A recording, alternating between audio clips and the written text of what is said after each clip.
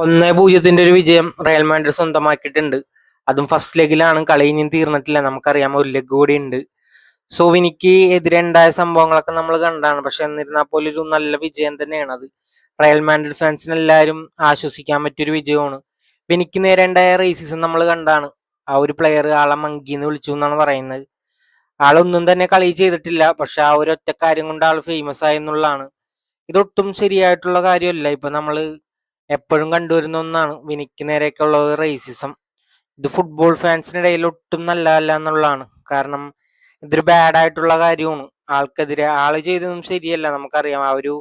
അവരുടെ കോർണർ കിക്കിലുള്ള ബാഡ്ജിന്റെ അവിടെ വന്ന് ചെയ്തത് ശരിയല്ല. പക്ഷെ ആ ഒരു ക്ലാസ് കാണിച്ചു എന്നുള്ളതാണ്. ആളുടെ ആ ഒരു ഗോള് എന്താ എടുത്ത് പറയണ്ടായിരുന്നു. ആളുടെ ഒരു ഫിനിഷിങ് ആ ഒരു ടോപ്പ് കോർണറിൽ പോയി വീഴാന്ന് വെച്ചാൽ ആ ഒരു എടുത്തു പറയണം. ആളുടെ ഒരു ലൈറ്റ് ഫിനിഷിംഗ് എന്നാണ് വേണമെങ്കിൽ പറയാം.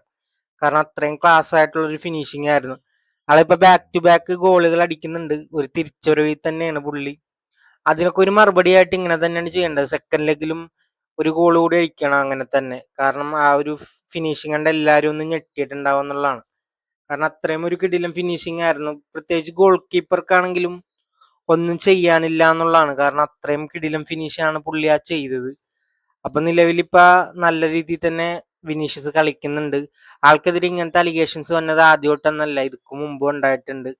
പിന്നെ കോട്ടുകട 2-3 സേവ് ഉണ്ടായിരുന്നു. ആളൊരു ബീസ്റ്റ് തന്നെയാണെന്ന് വേണമെങ്കിൽ പറയാം. കാരണം അത്രയും കിടിലൻ സേവുകളാണ് ആള് എടുത്തത്. ടീമിന് വേണ്ടി പുള്ളിയാണ് കീപ്പറായിട്ട് നിൽക്കണമെങ്കിൽ ഒരു വിശ്വാസമാണ്. കാരണം അത്രയും കിടിലൻ കീപ്പർ തന്നെയാണ് ആള്. പിന്നെ ഡിഫൻസീവ് ലൈൻ ആണെങ്കിലും സെറ്റ് ആയിട്ടുണ്ടെന്ന് വേണമെങ്കിൽ പറയാം. ഇപ്പൊ ബാക്ക് ടു ബാക്ക് കുറച്ച് ക്ലീൻ ഷീറ്റ് ഒക്കെ അടിക്കുന്നുണ്ട്. ആൽവാരസിന്റെ ഭാഗത്തു നിന്നൊക്കെ വന്നൊരു ടോപ്പ് ക്ലാസ് പെർഫോമൻസ് ആണെന്ന് വേണമെങ്കിൽ പറയാം.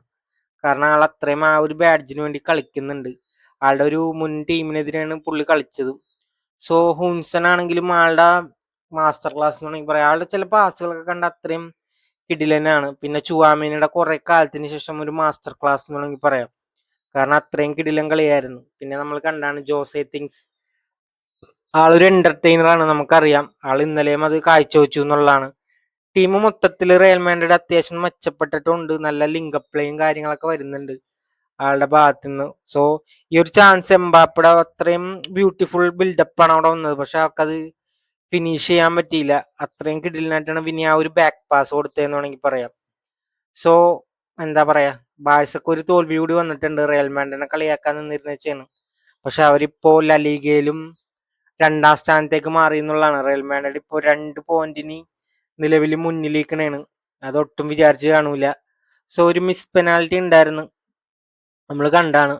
യമാലിന്റെ ഭാഗത്തു നിന്ന് എന്താ പറയാ, ഒരു ടെറിഫൈങ് ആയിട്ടുള്ളൊരു മാച്ചായിരുന്നു. കുറെ ചാൻസുകൾ ആൾ മിസ്സാക്കുന്നുണ്ടായിരുന്നു ആളുടെ ഭാഗത്തുനിന്ന്. സ്റ്റിൽ പക്ഷെ ആള് നല്ലൊരു പെർഫോമൻസ് ആയിരുന്നു എന്ന് വേണമെങ്കിൽ പറയാം. ആളുടെ ഭാഗത്തുനിന്ന് കുറച്ച് മൂവ്മെന്റ്സും ഉണ്ടായിരുന്നു. പിന്നെ ഈ ഒരു ഇൻസിഡന്റ് നമ്മൾ കണ്ടതാണ്. അത് ഒരു ക്ലിയർ ഫൗളാണെന്ന് വേണമെങ്കിൽ പറയാം. പക്ഷേ ബാഴ്സക്കെതിരെയാണ് ഇപ്പൊ എല്ലാവരും എന്ന് പറഞ്ഞ പോലെ അതൊരു ഫൗള് കൊടുത്തില്ല. ജിറോണ പ്ലെയർ വരെയും പറഞ്ഞു അതൊരു ഫൗളാണെന്നുള്ളത്. പക്ഷെ ബാഴ്സ ഫാൻസിന് അത് കിട്ടിയില്ല എന്നുള്ളതാണ്.